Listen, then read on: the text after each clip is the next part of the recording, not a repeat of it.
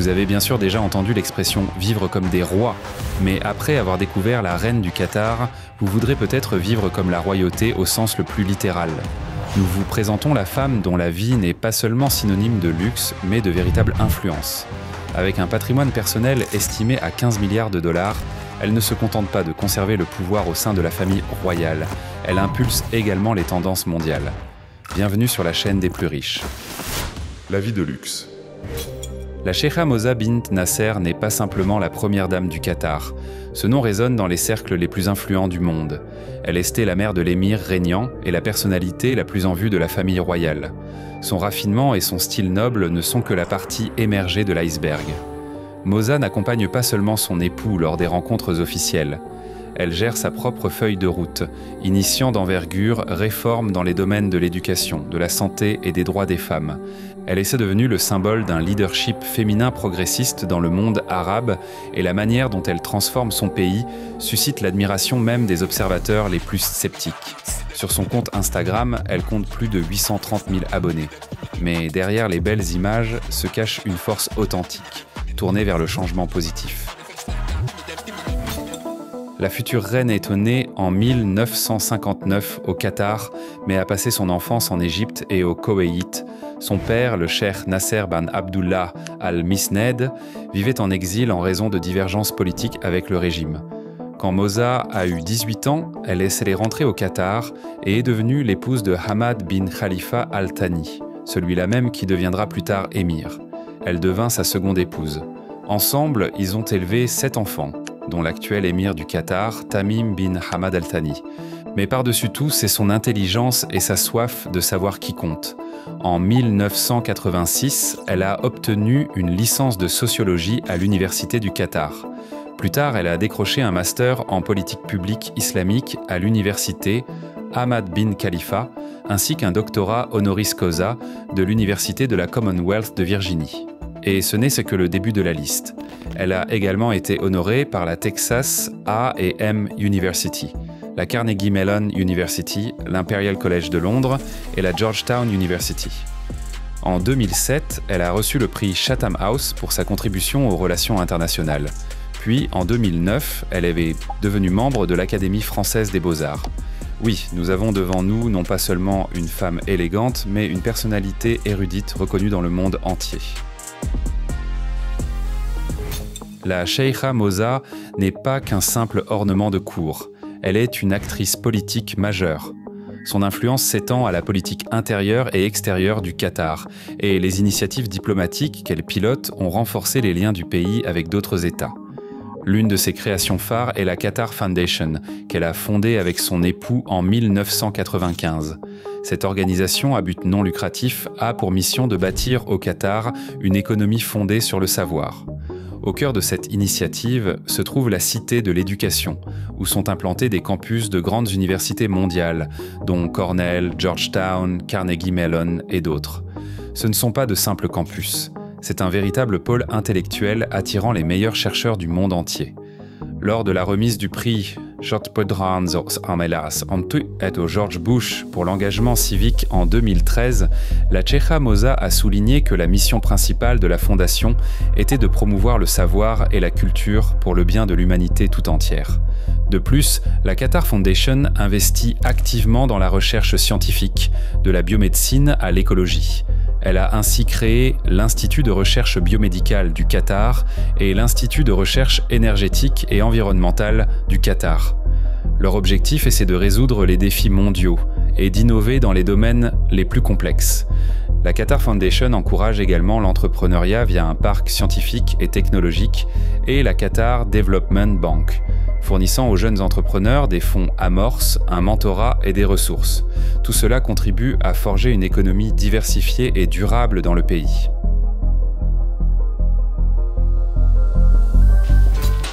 La Sheikha Moza a occupé le poste de vice-présidente du Conseil suprême de l'éducation de 2006 à 2012, supervisant la réforme de l'enseignement scolaire.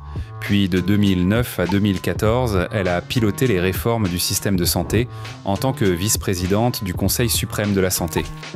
Depuis 2008, elle préside également Silatech, une initiative internationale d'emploi pour les jeunes.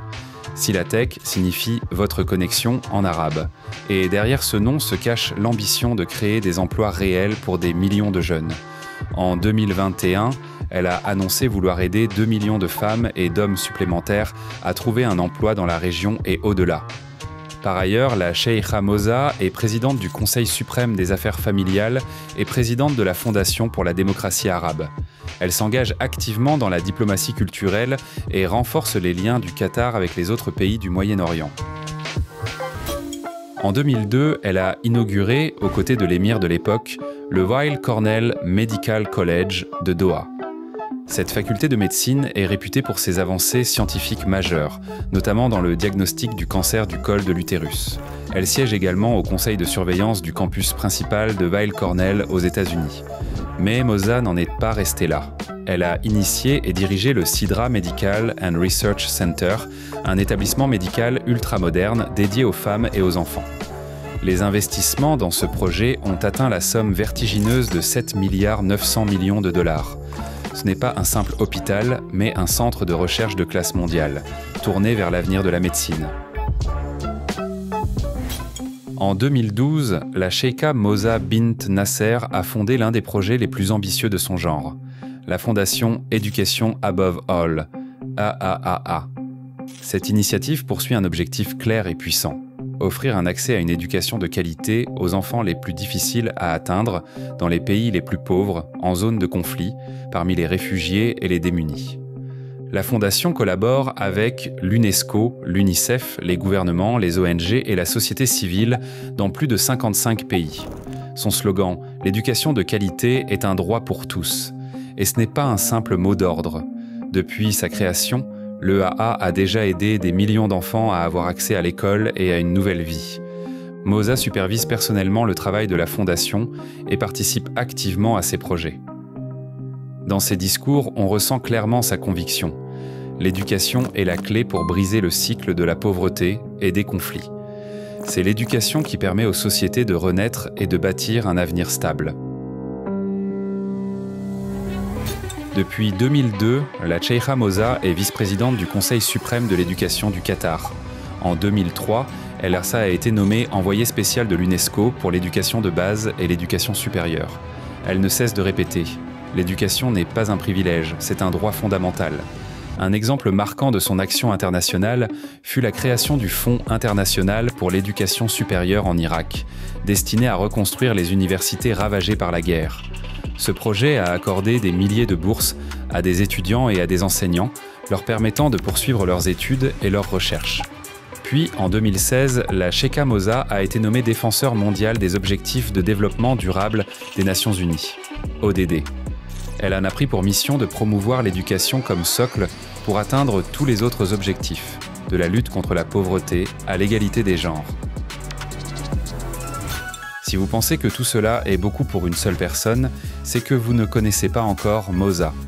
Sa méthode, travailler de manière systématique, garder l'objectif en ligne de mire et ne pas craindre l'ampleur. Elle transforme les idées en institutions, et les institutions en moteurs de changement. Ce n'est pas de la charité pour la gloire, c'est un travail stratégique et conscient pour améliorer le monde. Si vous pensiez que la Cheikha Moza consacre tout son temps uniquement à l'éducation et aux réformes, préparez-vous à être surpris.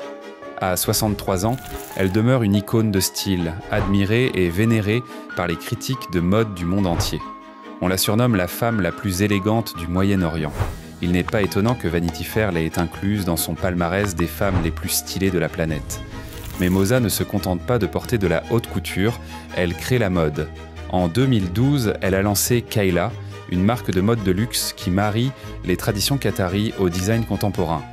Ce n'est pas qu'un label de vêtements, c'est une déclaration culturelle. Chaque pièce de ces collections porte l'esprit de l'histoire du Qatar. Broderie artisanale, silhouette inspirée du costume national. Kayla, c'est plus que de la mode.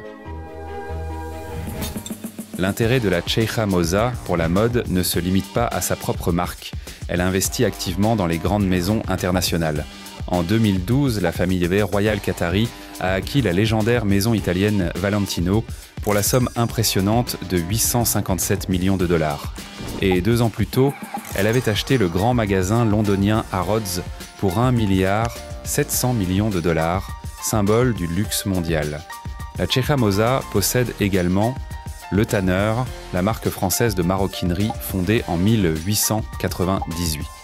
En 2018, elle a soutenu la création de Fashion Trust Arabia, FTA, un concours pour les créateurs du monde arabe. L'accent y est mis sur la mode féminine, la créativité et le développement de l'économie créative. Ce projet est rapidement devenu l'un des plus prestigieux de l'industrie. Dans son dressing, on ne trouve que des maisons de premier plan. Chanel, Dior, Hermès, Valentino, Ralph et Russo, Jean-Paul Gaultier et Stéphane Roland. Chaque tenue est adaptée aux standards de pudeur qatari. Elle remplace souvent le hijab par un turban élégant, assorti des gants à ses robes et porte des manches longues. Et ses bijoux ? Cartier, Van Cleef & Arpels, Harry Winston, Buccellati, David Webb. Chacune de ces pièces coûte des dizaines, voire des centaines de milliers de dollars, sans jamais verser dans le clinquant. Tout chez elle est luxe retenu. Une de ses marques de chaussures favorites est Christian Louboutin, dont une paire peut coûter entre 800 et 4000 dollars. Et pourtant, elle n'oublie pas de soutenir les stylistes locaux, arborant leurs créations lors d'événements de prestige et leur offrant une vitrine mondiale. Si vous voulez savoir où et comment vit la Cheikha Moza, combien vaut son patrimoine immobilier et comment elle dépense ses milliards, continuez de lire. Quand on détient un patrimoine personnel de 15 milliards de dollars et un patrimoine familial dépassant les 335 milliards, la question de savoir où vivre et quoi acheter devient un art. Et la Cheikha Moza excelle dans cet art comme nul autre. Son nom rime avec ultra-luxe et son goût fait l'objet de débats parmi architectes, agents immobiliers et collectionneurs du monde entier. L'un des épisodes les plus retentissants est l'achat de One Cornwall Terrace à Londres.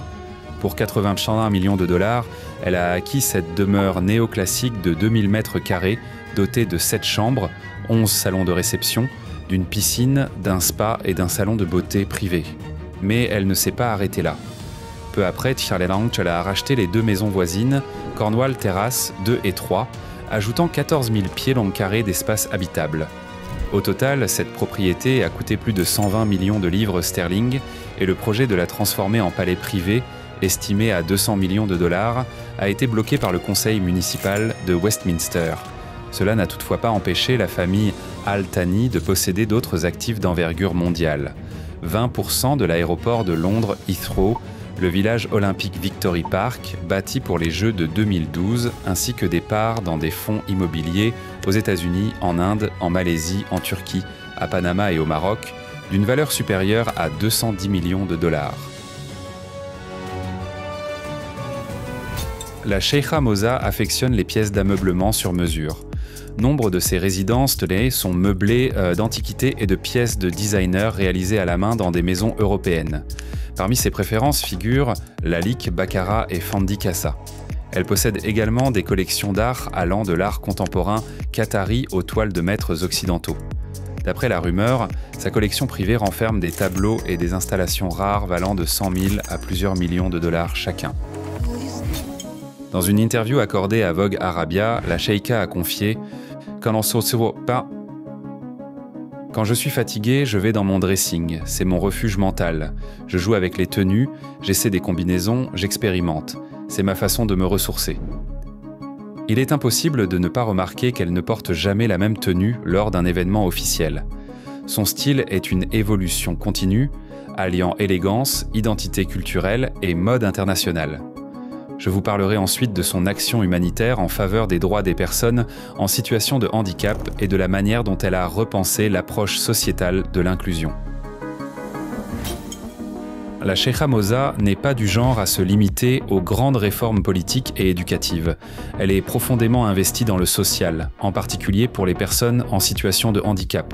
Cette facette de son action n'est pas aussi médiatisée que ses projets de mode ou d'éducation, mais elle est sans conteste l'une des plus significatives. En 1999, la Cheikha a fondé le centre Al-Shafala, dédié aux enfants présentant des déficiences du développement. Il ne s'agit pas seulement d'un centre de soutien, mais d'un véritable écosystème où les enfants porteurs de troubles mentaux et psychologiques, dont l'autisme, bénéficient d'un accompagnement éducatif, de rééducation et d'une chance de mener une vie épanouie. Le centre accueille les enfants jusqu'à l'âge de 21 ans et travaille activement à leur inclusion sociale, en leur enseignant des compétences d'autonomie et une orientation professionnelle. Depuis 2013, il est géré par la Qatar Social Work Foundation et est devenu un modèle d'approche inclusive dans le monde arabe. En 2019, la Sheikha a inauguré la Doha International Conference on Disability and Development, DICD. Dans son discours d'ouverture, elle a remis en question la perception traditionnelle du handicap. Elle a affirmé « Nous devons changer notre regard ». Le handicap n'est pas toujours ce que nous voyons. Il existe aussi des limitations psychologiques et sociales liées à la guerre, à l'environnement, à la discrimination. Et il nous faut agir, et non pas seulement ressentir de la pitié. Ces paroles ont fait grand écho. Elle a souligné la nécessité d'investir dans le potentiel de chaque individu, quel que soit son diagnostic. Et ce n'était là pas que des paroles. La Sheikha Moza a concrètement investi des millions de dollars dans des programmes de placement, de socialisation et de réhabilitation.